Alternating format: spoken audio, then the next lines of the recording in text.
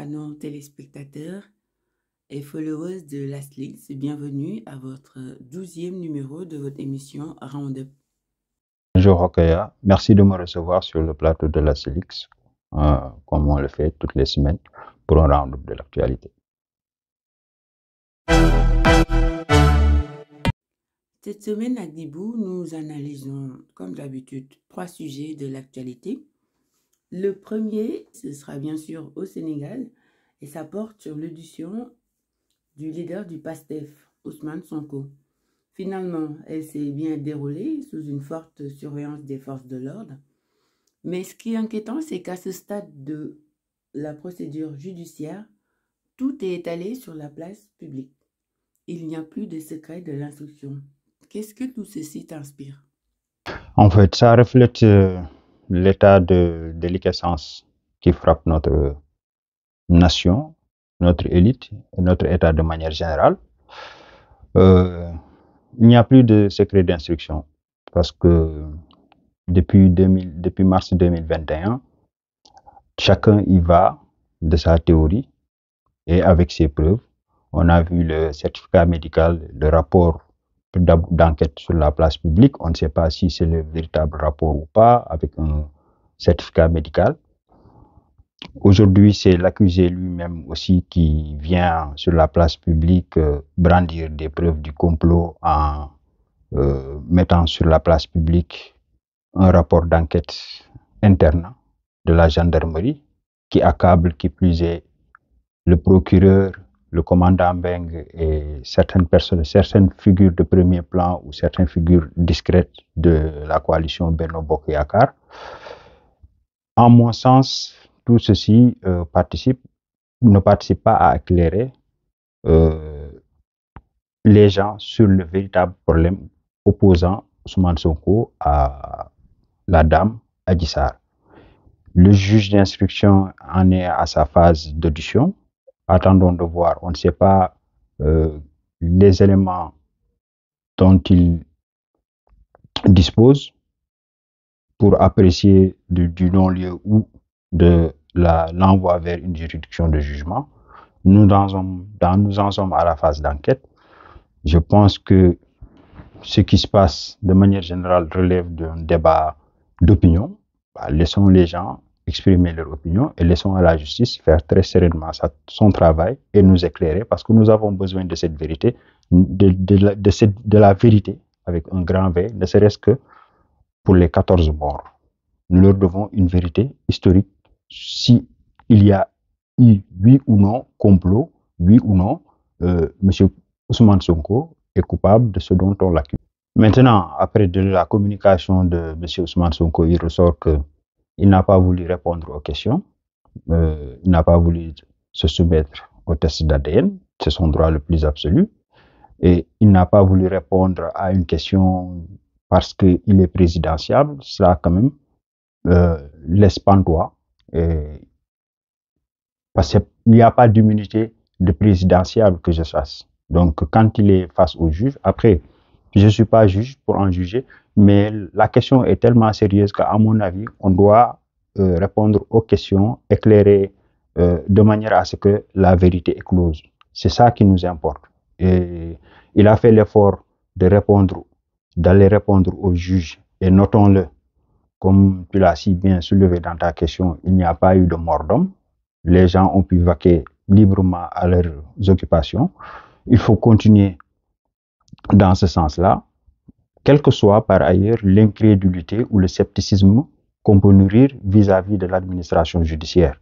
Mais à partir du moment où un futur président de la République, il se met dans la posture républicaine, logique pour logique, il devrait aussi jouer le jeu des questions qui lui sont posées, à mon sens, par le juge relevant sur ce dossier-là. Et donc, quand il prétend qu'on ne devrait pas lui poser la question de savoir s'il a une relation avec son accusatrice, alors que celle-là l'accuse de viol, tout de même, ce n'est pas une mince affaire, c'est une affaire de crime. À mon sens, il aurait dû répondre et éclairer la lanterne des gens. Restons dans le même sillage à Guibou pour aborder un fait qui devient récurrent au Sénégal, un pays qui se dit et qui se veut démocratique, c'est-à-dire la bipolarisation du pays. soit on est du côté de Macky Sall, soit on est de l'autre côté, c'est-à-dire du côté de Sonko. Est-ce qu'on est obligé d'appartenir à un camp pour donner son avis, pour rester impartial, pour exiger la vérité dans cette affaire? C'est vrai que aujourd'hui, nous sommes enfermés dans une sorte de manichéisme. Il faut être pour ou contre un tel ou un tel autre. On ne peut pas opposer des arguments contradictoires sans encourir le risque d'être pointé du doigt comme étant un anti-tel ou un pro-tel, comme si euh, il y avait une vérité absolue, qu'il n'y a pas de vérité relative. Et je pense que c'est Amadou Hampâté-Bâ dans les enseignements de Thierno Bokar qui disait que la vérité, elle est composée de différentes variantes. Chaque variante a une part de la vérité, dont la somme constitue la vérité grand V. Donc chacun a une portion de vérité en elle, mis à contribution ou juxtaposés les unes les autres peuvent donner une vérité en tant que telle. Et en ce qui nous concerne au Sénégal, ce type d'approche, ce prisme-là n'existe pas. Et du coup, ça biaise le débat scientifique et intellectuel. Nous n'avons pas d'espace public au sens où Jürgen Habermas le définit, c'est-à-dire un espace public rationnel, avec une rationalité comprise et maîtrisée de tous les protagonistes.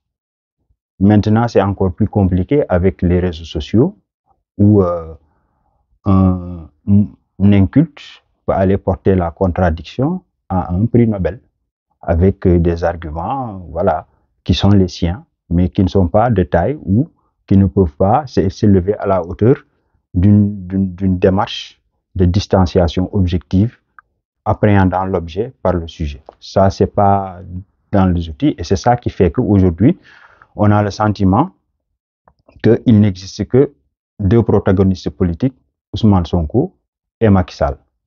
Et cela aussi tient du fait que justement Ousmane Sonko est un produit de Macky Sall, puisque c'est Macky Sall qui l'a fabriqué par ses arguties juridiques, d'abord en le radiant, et ensuite on a vu aussi les difficultés auxquelles Pastef a dû faire face avec le régime de Macky Sall.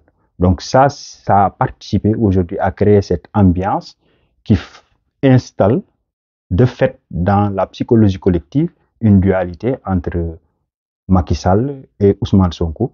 Mais comme tu le dis, l'espace démocratique, il doit être pluriel, il doit être protéiforme et chaque part vaut son pesant d'or. Et c'est ça qu'il faudrait encourager. Mais dans le contexte actuel, je l'avoue, c'est assez difficile. Nous n'avons pas assez de recul pour constater cette situation bancale, encore moins de réfléchir maintenant à y remédier pour disposer d'un espace démocratique digne de ce nom, où toutes les opinions et toutes les sensibilités ont libre cours. Pour le dernier sujet, aujourd'hui, tout est lié en fait parce qu'il s'agit des documents de l'État du Sénégal, estampillés confidentiels, et qu'ils sont d'ailleurs, mais qui sont divulgués et qui se retrouvent aussi sur la place publique.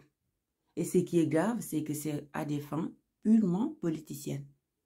Mais ça aussi, c'est une résultante de la politisation de l'administration de manière générale. Parce que nous avons constaté que depuis la participation responsable de Madji Diop avec Senghor et les quotas qu'il y avait au niveau des nominations ministérielles, des postes de directeurs généraux qui devaient être distribués à des alliés politiques, nous avons petit à petit vu une administration qui n'était plus inféodée à l'État, c'est-à-dire cette abstraction juridique qui garantit le contrat social et qui fait que nous puissions matérialiser notre commune volonté de vivre ensemble.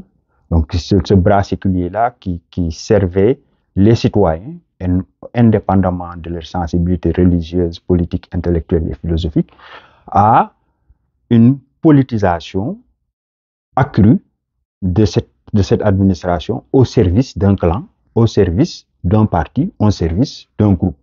Et donc, ça s'est encore plus affirmé sous l'ère Wade, où on a vu pratiquement des hommes politiques bombarder directeurs d'une administration ou d'une direction générale dans laquelle ils perdaient pied, mais ils y étaient par le fait du prince, parce que c'était des militants qu'on récompensait. Donc ça aussi, ça a eu le contre-coup de créer des frustrations par rapport aux fonctionnaires de carrière qui se voyaient opposer un plafond de verre au-delà duquel ils ne pouvaient pas prétendre à un échelon supérieur. Et donc, ça crée un désordre, de sorte que finalement, ceux qui servent l'État se voient opposés à d'autres qui peut-être, pour satisfaire leur frustration, mettent à disposition des documents à l'opposition. Et donc, c'est ce qui peut expliquer aujourd'hui que Ousmane Sonko puisse disposer d'un document relatif à une enquête de la gendarmerie. Et d'ailleurs même, il y a eu un propos de lui qui le confirme, puisqu'il dit que les patriotes sont partout.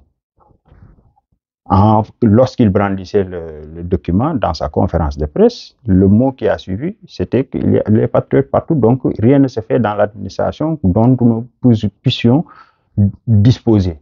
Donc cela veut dire qu'aujourd'hui, la politisation de l'administration met en péril cet État et donc nous expose tous et nous rend dans une position hyper vulnérable. Parce que comme disait l'autre, quand l'État est fort, il nous écrase, mais nous sommes en sécurité.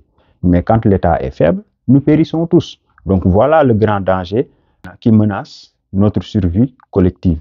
Donc il faut une refondation de l'État, une redéfinition de la fonction des fonctionnaires, quitte peut-être même à instaurer une incompatibilité entre une fonction administrative et une activité politique.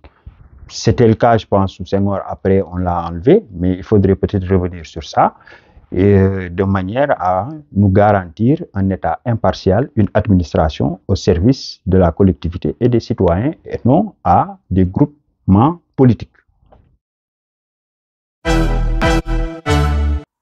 Nous en avons terminé avec le round-up de l'actualité, sauf qu'il y a une actualité de dernière minute. Nous venons d'apprendre que le journaliste Pape Alé Niang a été arrêté par la sûreté urbaine.